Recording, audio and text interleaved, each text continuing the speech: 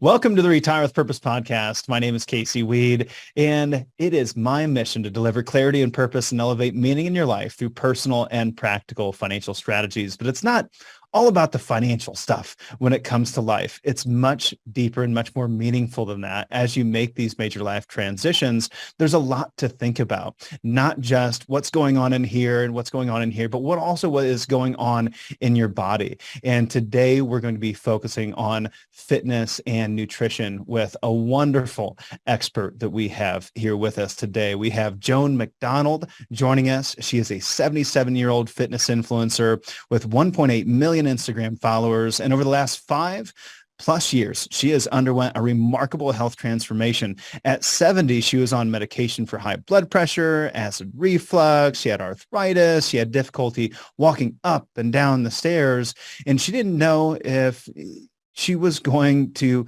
end up with more health issues. She was concerned she might actually end up in a nursing home if she didn't make some major changes when it came to her health. And with the help of her fitness trainer and daughter, Michelle, Joan joined a transformation group called the Wonder Women, led by Michelle, and lost 60 pounds. She looks amazing. If you're not checking us out on YouTube right now, you need to do that just to see how good Joan looks with all the work that she's put in over the years.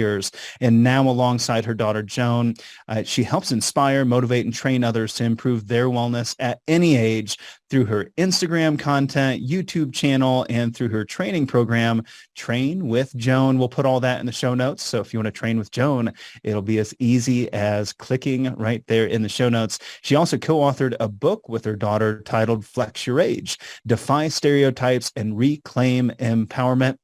And we partnered up with Joan to give those books away. So if this topic is of interest to you, super easy to get a free copy of your own.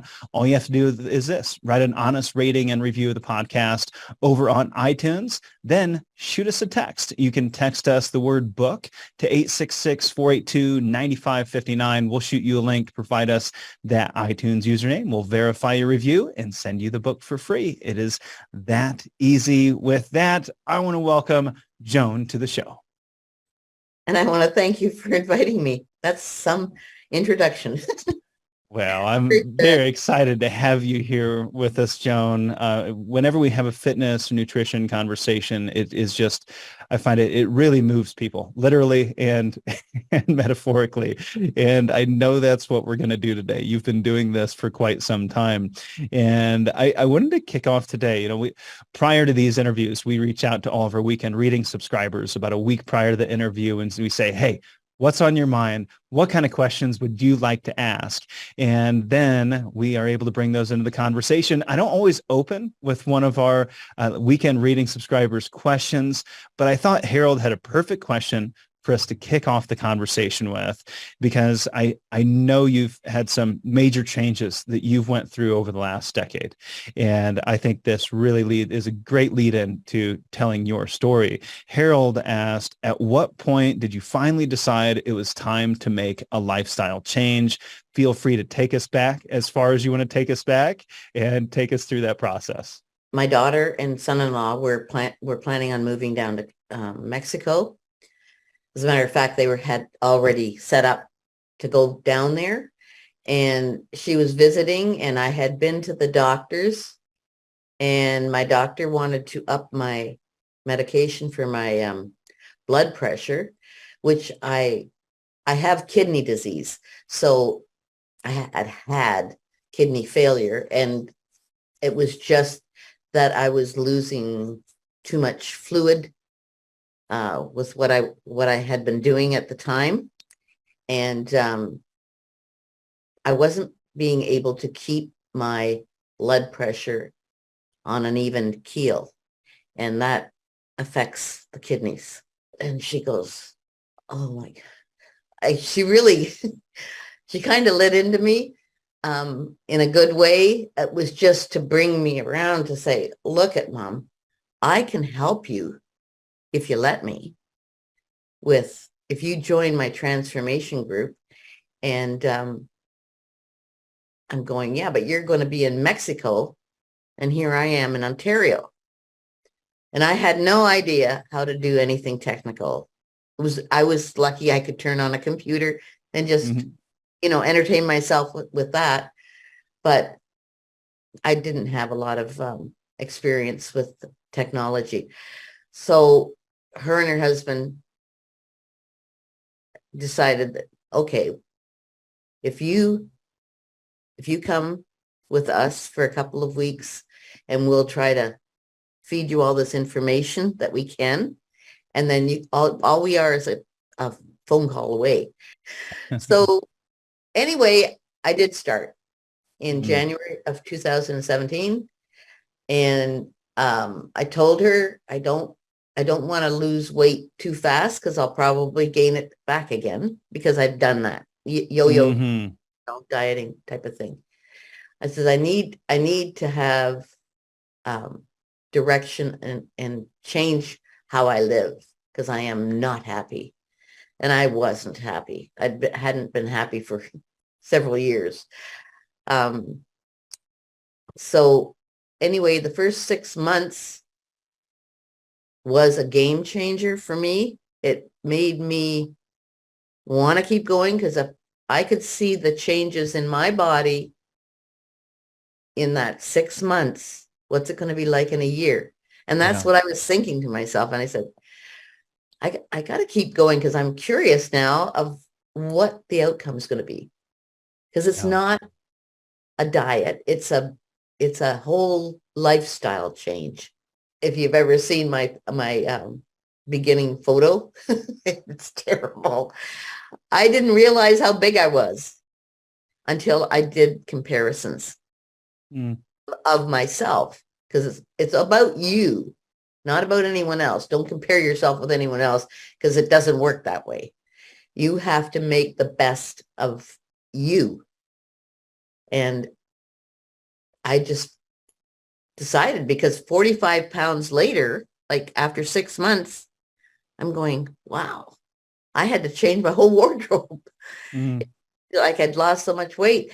But just fast forwarding it, um, each year, I may not lose a lot of weight. I think it was the first year, the 45 pounds. And then each year after that, it was about 10 pounds. I lost 70 pounds altogether. Wow. And it wasn't so much the weight, which some people look at the scale all the time, and you should take your weight because it sort of helps you to figure out what you should be eating or not eating. But it's the measurements, the composition of your body that changes. And that is an eye opener because the weight on the scale and the measurements don't always correlate. I want to get into all of the technical aspects of some of the things that you do in your routine, but prior to that, really understanding what it takes to make a change. And it sounds like for you, it was a, a major physical challenge. You were very unhappy. You had been diagnosed with kidney disease. You've got high blood pressure now, and you're going, I don't know how long I'm going to live if I don't make some major changes right now. And how do you help people get to that point of motivation to actually make the change without doing what most do? I believe that most people wait until they are in where they have a serious issue where now they're going to make a change. What could have happened differently for you to help it happen and progress through that prior to actually running into that situation where you were in almost a dire situation? Well, what I keep telling people is to, like I started at 70, I was almost 71. And if you can start earlier and think of yourself as you deserve some time to yourself, to look after yourself, and do not compare yourself with others. It's about you as a person. And I have so many people, like I tell them to, read my bio with my highlights and the rest. Go to YouTube, go to Google. You're going to see all kinds of podcasts, all kinds of stories that are on there. And I'm on Instagram, and I just do something for yourself. And look at what I did, Mm. what I started off as, and how I've come. And I've done this now close to 7 years. Okay, I started in 17, January of 17. So in January, it'll be 7 years. So it's not a quick fix. It is a lifestyle change. And if you have people saying, oh, what are you doing that for? That's a negative. You don't want those kind of people surrounding you. You want someone that is encouraging you. So if you don't want to go to the gym, you can do a lot of these exercises at home. It just takes probably a little more time because you don't have all the equipment. You can start out with a washcloth to substitute for sliders, a Swiss ball that can give you a lot of exercises, and a variety of weights that you can actually lift. But what I hear you saying is really, it's about what you put in. It's garbage in, garbage out, right? So expose yourself, consume inspirational content, and you have plenty of that inspirational content that's out there for people to consume, and then surround yourself with people that are growth oriented, that are going to support you in this journey, because you become the average of your 5 closest friends, or whatever you want to say there, right? It's all about the people you surround yourself with and the content that you consume. And it's also about some of the beliefs and fears that you have around health. And I think that's kind of where you were headed with, it doesn't have to be this big, grandiose, major life change on day one. It's these small steps. Is this what you mean in your book, Flex Your Age? Is this what you mean when you talk about your barrier story? Where's the overlap? Oh gosh, my barrier story is probably the fact that I didn't think I was worthy of anything. I couldn't understand why people would even really listen to me. And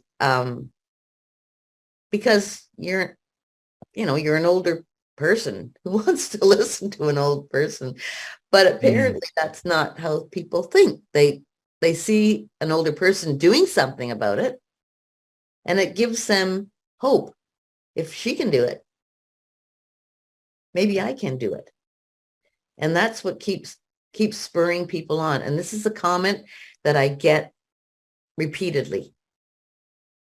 You have given me hope where I didn't have it before.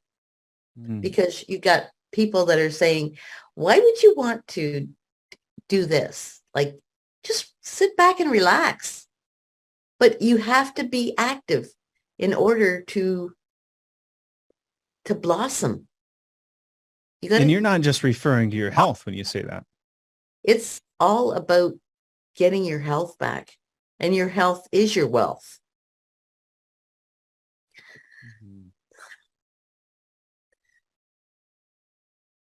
People need to understand that things don't matter. It is your health that matters if you want to live a really fulfilled life. You've got to work at that. And the sooner you work at it, the better you'll be. And keep at it. Make it a joy to do your exercises, not a punishment. It's just keep going, and eventually you will reach where you want to be, and then you maintain that. It's, when you think about it, it's quite simple, but it's learning how to eat properly, sleep properly, hydrate properly, meditate properly.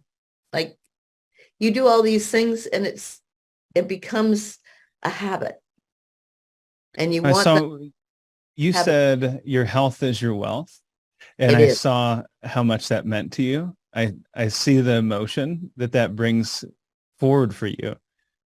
What is it about that is so emotional for you?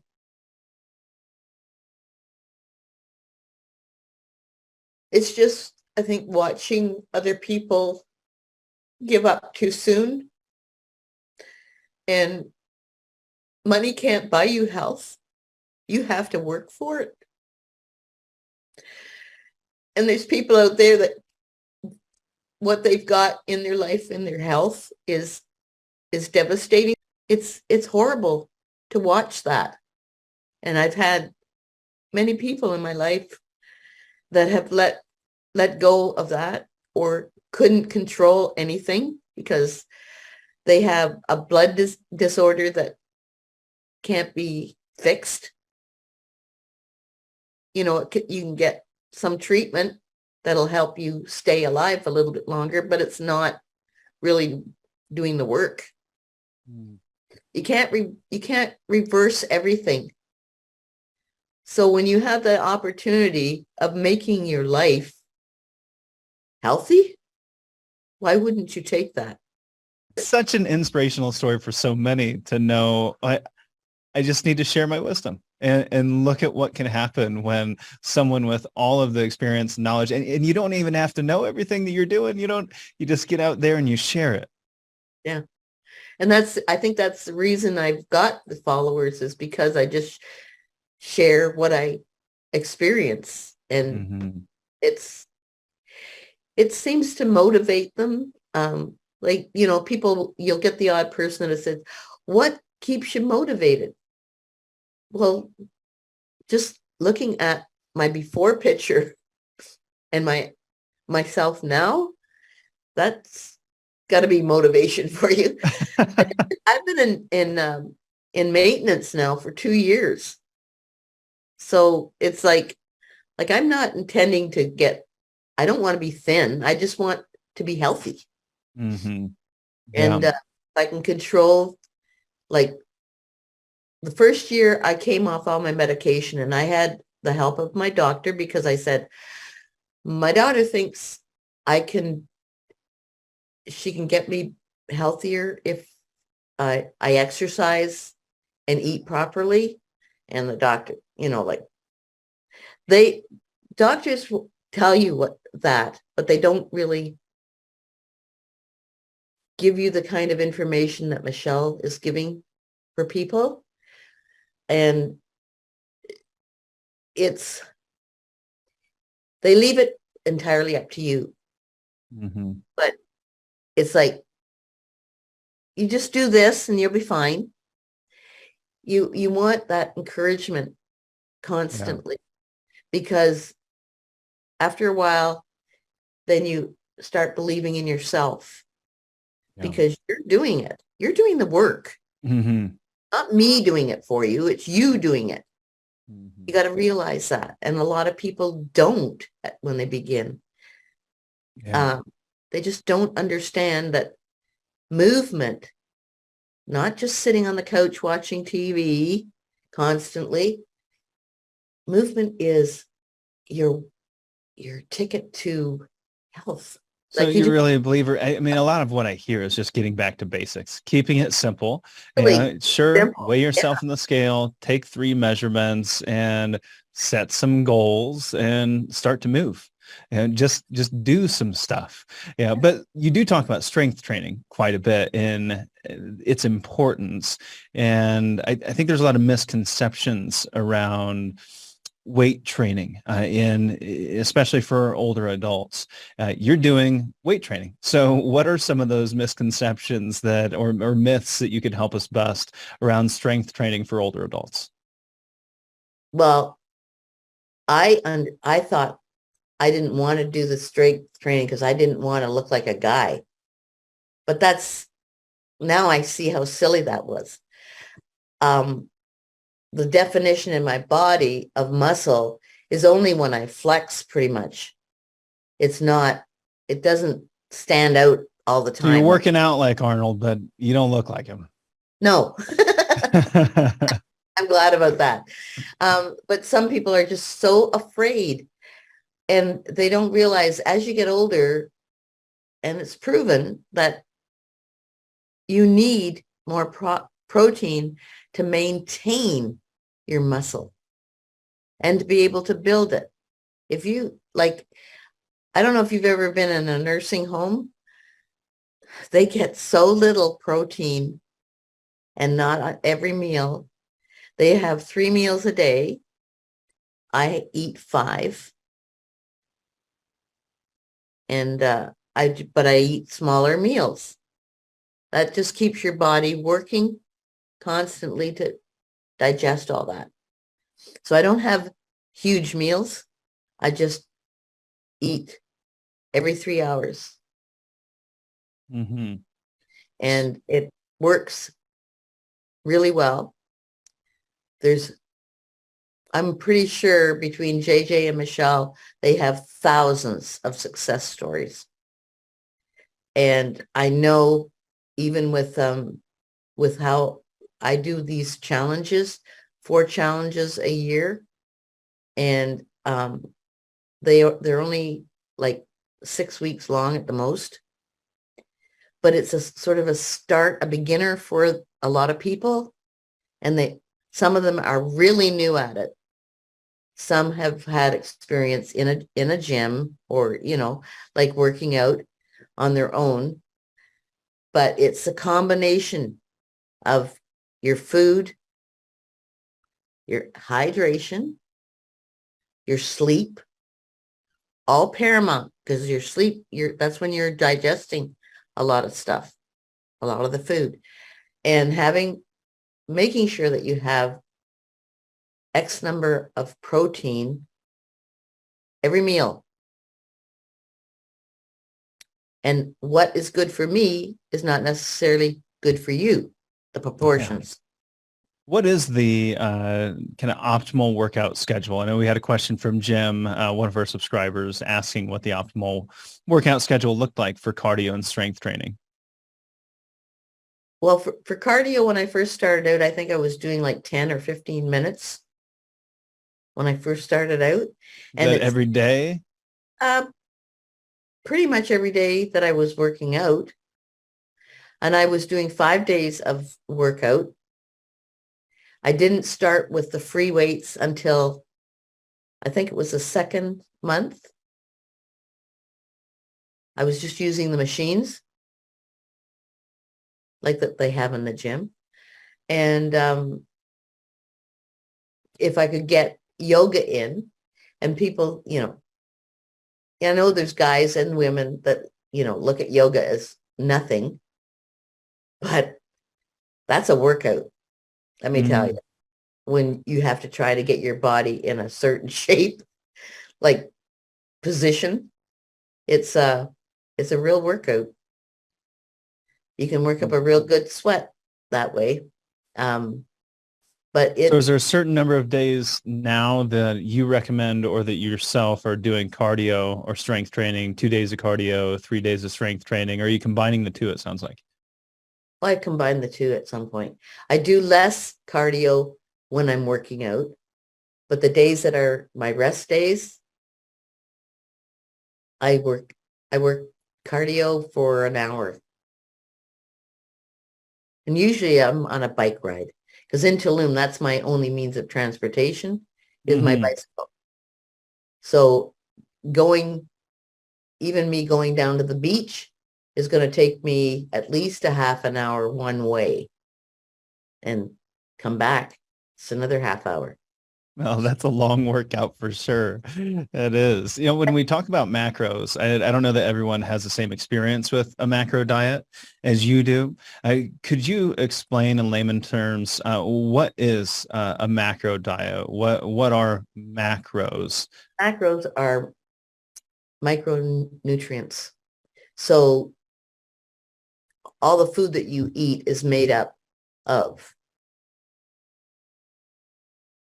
protein, carbs, and good fats. That's what you should be concentrating on. And your carbs are vegetables, fruits, and you might have some carbs in your protein, and you might have protein in your carbs.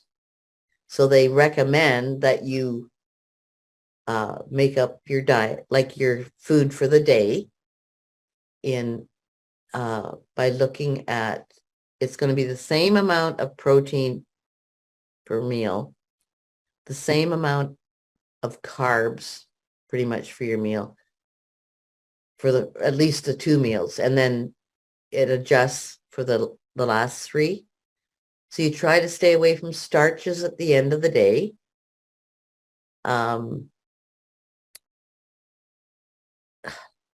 There's different ways of laying it out. You do your carbs for each meal first, because like I said, there are some proteins in carbs. It's always low, but it still adds up during the day, right? With what you have. And then you do your proteins, and then you concentrate on your fats. And you can adjust after it's done. If it all fits into what you're supposed to be having for each meal, then that's great. I've never been perfect on it. Yeah, well, I think that's the challenge. It is, to me, looking at it and observing other people that track their macros and follow a macro-based diet. It seems very complicated, and it seems like a lot of work, but it sounds like that doesn't feel that way for you. Well, if you do your meal for the day, at least a day ahead of time, all you have to do is follow it. And if you have one that really works for you, then you save it and put it in other days. I kept my meal, and I still do, keep my meals as simple as I can. My favorites, I've got so many favorites, and I repeat them. That's how it becomes simple. If you've got something that actually works for you, then repeat it. Joan, I'd love to wrap up with a couple general questions. And the first one would be kind of like your routine. You know, what's a typical day look like in the life of Joan? What is your morning routine, for instance? How do you kick off the day? I have, I do my metrics first, which is my blood pressure, my hip, waist, and thigh. Then I get on the scale, put that down. Then I'm doing Duolingo for Spanish and Elevate for my brain work. Then I have to look at my my Instagram, make sure that in my app, answer anything that I can, and leave the rest for the rest of the day, and report into Michelle. And that's just, and then have my meal, my breakfast. So that's just from when I get up, which could be 5 or 5:30 to 8 o'clock. So we're getting up, checking our metrics every morning. So you check those metrics every morning. You do some brain health work. You do some actual work where you're helping other people. And then you touch base with your coach, grab some breakfast. And then I go off to the gym, because I prefer to do it in the morning, because I've got most of my energy in the morning. And I'm not afraid to take a nap in the afternoon. I love it. Find that I've had a lot of operations, and I find that, I think it's, as you get older, there's a time in the day, and I know Europeans and people like in Mexico and hot climates take a siesta at 2 o'clock, and that's a great time to do it. We should all be napping. And I know for us A-types, that can be a bit of a challenge, but I know it's something that we should all be doing. You know, as we bring things to a close, I just wanted to ask you one philosophical question, specifically about retirement. You've been retired for some time now. The podcast is called Retire with Purpose. What does that mean to you? What does the phrase retire with purpose mean to you, Joan? Well, what I think is I wanted to do the things I was not able to do when I was raising a family. So I figured, and I had to get healthy to do it. Mm-hmm. That is pretty much my purpose. Get healthy and try and do the things that you always had on your bucket list. Yeah, I love it. Get Lot of them. healthy and live those dreams. Yeah, if you enjoyed the conversation, you want to learn a little bit more about how to up your fitness and nutrition, your overall health at this stage in your life, I would love to give away Joan's book. That is Flex Your Age, Defy Stereotypes and Reclaim Empowerment. If you'd like to get a free copy of Joan's book, like I said in the open, just write an honest review over on iTunes and then shoot us a text. Text the keyword book to 866-482-9559. We'll shoot you a link, verify that iTunes username, and get you out your free copy of Flex Your Age. Joan, thank you so much for joining us.